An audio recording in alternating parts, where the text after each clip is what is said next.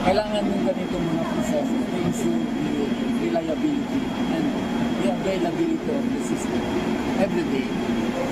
Saka ma-ensure natin yung safety ng train operation. Magdamag na nag-ikot ang Department of Transportation sa MRT Depot sa North Avenue Station sa Quezon City.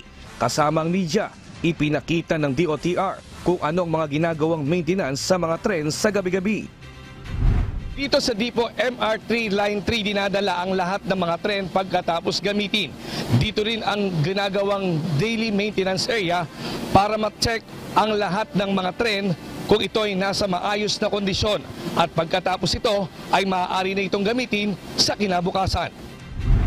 Pagsapit ng alas 11 ng gabi, lahat ng mga tren ay isa-isa ng dadaan sa maintenance checking, gayon din sa troubleshooting.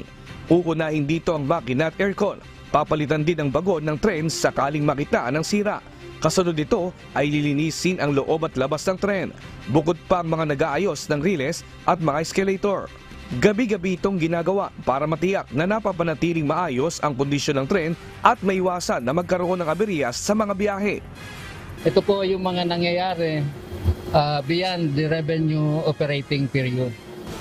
So napaka-vital po nito kasi ito po yung ating linya. Dito po tumatakbo yung mga train natin. Ini-ensure natin from the tracks to the signaling and then the power na lahat po yan chinecheck natin para reliable ang ating train operations at saka yung safety na ensure natin na wala tayong aberya during the revenue period. Una, dadaan mo sa pit area para tingin yung pakilalim ng mga mechanical at saka dadaan naman sa loob sa mga electrical at saka mga interior. Kailangan ma-ensure nyo na walang failure, walang fault na nagaling sa airline. Pag nagkaroon ng fault, siyempre tatanggalin nyo and then i-troubleshoot nila. Importante yan, sa mechanical yan. Sa flooring po, itatanggal yung mga bubble doon na dumikit sa flooring. Kaya kailangan malinis.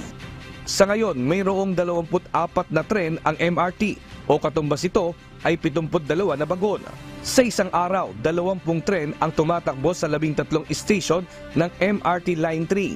Ayon sa DOTR, sa ngayon na hindi pa kakayanin ng MRT Line 3 na magbiyayang tren ng 24 na oras. Ito ay dahil sa ngayon, isa lang ang linya ng tren ng MRT, di gaya sa ibang bansa. When it comes to other countries, depende sa structure. Kasi po sa kanila, maraming linya eh. Pwedeng yung isang linya, papatayin mo muna for maintenance at dadaan siya sa kabila. Tayo po, iisa lang po ang linya natin. So we really have to maintain. Samantala, wala namang plano sa ngayon ang DOTR na magdagdag ng tren sa MRT. Pero kung tumaas ang bilang ng pasahero sa mga susunod na taon, may plano ang DOTR sa taong 2025 na dagdagan ng isa o gawing 4 ang 3 bagon na ginagamit sa isang tren. Nestor Torres, UNTV News and Rescue. Diyos ang aming sandigan, serbisyo publiko ang aming pinahakalagahan.